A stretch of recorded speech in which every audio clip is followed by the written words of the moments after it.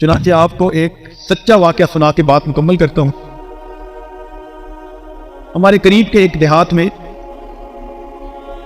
میاں بیوی تھے۔ اللہ نے ان کو بڑھاپے کے اندر اولاد عطا کی، بیٹا ہوا۔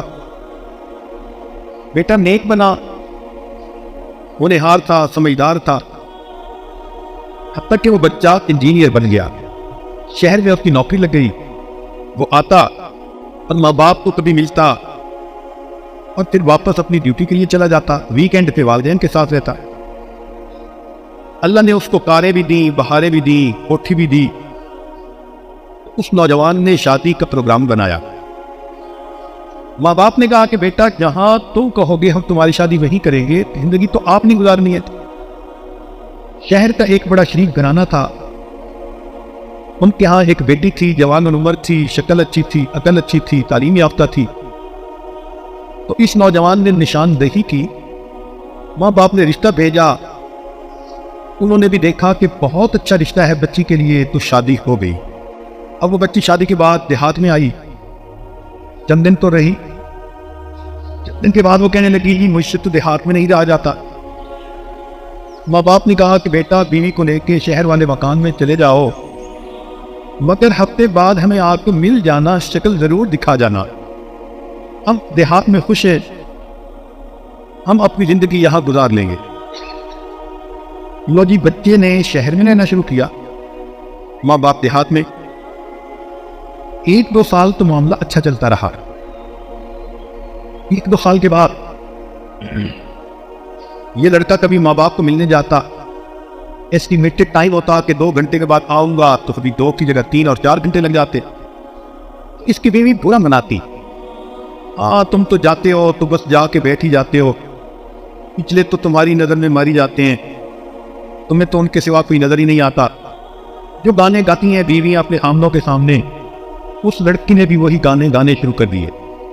یہ شریف انسان تھا، سمجھاتا، مگر بیوی وقت کے ساتھ ساتھ زیادہ اعتراض کرتی گئی، حتیٰ کہ ایسا وقت آیا کہ جب یہ ماں باپ کو ملنے جاتا تو بیوی خواہ مخواہ کا جھگڑا کھڑا کر دیتی۔ اب یہ پریشان کہ میں کروں تو کیا کروں۔ نیک شریف آدمی پریشان ہوتا ہے، ایک طرف سے ماں باپ کی پریشانی، ایک طرف سے بیوی پریشان کر رہی ہوتی ہے، اور پھر بچوں کی ماں بھی بن چکی ہوتی ہے۔ اسی دوران اس نوجوان کو سعودی عرب سے نوکری کی ایک اپرچونٹی ملی، تو اس نے اپنے ماں باپ سے اجازت مانگی۔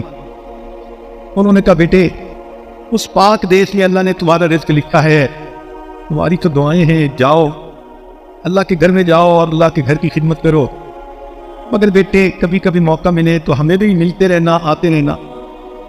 یہ بچہ اپنے بیوی بچوں سمیت مکہ مکرمہ شفٹ ہو گیا۔ وہاں کی زندگی بہت ہی آسانی اور سہولت پسند تھی۔ یہ 13 سال وہاں رہا اور نیک تھا تو ہر سال حج بھی کرتا تھا۔ ایک دن حج کے تیسرے دن یہ مطاف میں کھڑا دعا مانگ رہا تھا، رو رہا تھا۔ کسی اللہ والے نے دیکھا تو اس نے پوچھا بھی نوجوان کیوں روتے ہو؟ اس نے کہا کہ میں نے 13 حج کیے، ہر سال طواف افاضہ کرنے کے بعد یا طواف وداع کرنے کے بعد میں خواب دیکھتا ہوں کہ کہنے والا کہتا ہے تیرا حج قبول نہیں ہوا۔ اب حج کیا تو اب پھر یہی خواب دیکھا۔ اللہ والے ڈائگنوسس کے ماسٹر ہوتے ہیں، وہ چلتے پھرتے ڈائگنوسٹک سینٹر ہوتے ہیں۔ انہوں نے 2 باتوں میں بات پہچان لی کہ مسئلہ کیا۔ یہ نوجوان 13 سال سے عرب میں تھا، تو شروع میں تو ماں باپ کو خرچہ بھی بھیجتا تھا، سلام کلام پیام بھی ہوتا رہتا تھا۔ اس زمانے میں فون نہیں ہوتے تھے، یہ اس زمانے کی بات ہے، عام ٹیلی فون نہیں ہوتے تھے، سیل فون تو تھے ہی نہیں، دیہاتوں میں بھی فون نہیں ہوتے تھے۔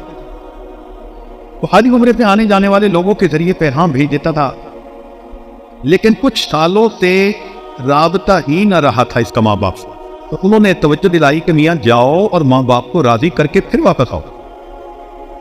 چنانچہ یہ نوجوان اپنے گھر آیا، بیوی کو کہا کہ میں نے چھٹی لے لی ہے اور میں اپنے ملک چکر لگا رہا ہوں ماں باپ کے پاس۔ بیوی نے آئے بائیں شائیں کرنے کی کوشش کی، تو اب اس نوجوان نے اس کو شیر کی آنکھ سے دیکھا تو پھر وہ دبک کے بلی کی طرح بیٹھ گئی۔ نوجوان نے تیاری کی، وطن واپس آیا۔ جب یہ بستی میں داخل ہو رہا تھا تو اس وقت اس کو یہ احساس ہوا کہ پچھلے 2-3 سالوں سے میرا کوئی رابطہ نہیں، مجھے تو یہ بھی پتہ نہیں میرے ماں باپ کس حال میں ہیں، تمہیں پتہ تو کر لوں۔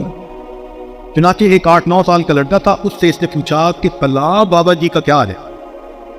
لڑکے نے آگے سے جواب دیا کہ وہ بابا جی تو فوت ہو گئے، 6 مہینے ہو گئے، اور ان کی بیوی جو بڑھیا ہے وہ بھی فالج میں ہے، اور سننا ہے ہم نے کہ ان کا ایک بیٹا ہے سعودی عرب کہیں گیا ہوا، پتہ نہیں وہ کیسا نالائق بیٹا ہے جو ماں باپ کا خیال ہی نہیں کرتا۔ اس چھوٹے بچے کو کیا پتا کہ وہ اسی لڑکے سے بات کر رہا ہے۔ بات کر کے لڑکا تو چلا گیا، لیکن اس کی دل کی تار چھیڑ گیا۔ اب اس کو ندامت ہوئی کہ اوہو، میں نے واقعی بہت بڑی خطا کی۔ اب سوچ رہا ہے کہ ابو تو فوت ہو گئے، میں امی کے پاس جاؤں گا تو امی تو مجھے دیکھنا گوارا نہیں کریں گی، امی تو مجھے گھر سے نکال دیں گی، بات تک میرے ساتھ نہیں کریں گی۔ تو کوئی بات نہیں، میں امی کو پاؤں پکڑ کے منا لوں گا، میں لپٹ جاؤں گا۔ اب یہ پلاننگ کرتا پھر رہا ہے۔ گھر پہنچا، دروازہ کھلا تھا، اندر چلا گیا۔ کیا دیکھتا ہے کہ صحن میں چارپائی بچھی ہوئی ہے اور اس کی والدہ لیٹی ہوئی ہے۔ اس کے دل میں یہ بات آئی کہ ممکن ہے کہ امی سوئی ہوئی ہو تو میں جگاتا نہیں، انتظار کر لوں گا۔ چنانچہ یہ درزے پاؤں ذرا قریب ہوا کہ دیکھوں تو صحیح۔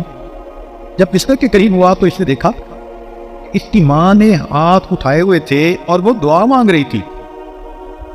اس نے قریب ہو کے سنا، امی کیا دعا مانگ رہی ہے؟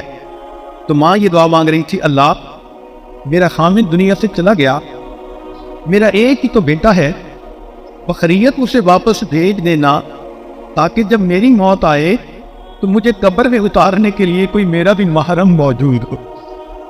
ماں یہ دعا کر رہی ہے کہ اللہ میرے بیٹے کو بخیریت واپس بھیج دینا کہ اگر میری موت آئے تو مجھے قبر میں اتارنے کے لیے کوئی میرا بھی محرم موجود۔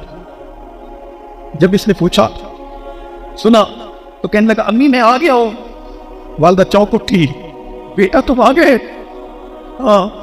ماں نے جواب دیا، بیٹا موتیا بند آ چکا، میری بندائی نہیں، میں تمہارا چہرہ تو نہیں دیکھ سکتی، آؤ قریب ہو جاؤ، میں تمہارے چہرے کا بوسہ لوں، میں تمہارے جسم کی خوشبو لوں۔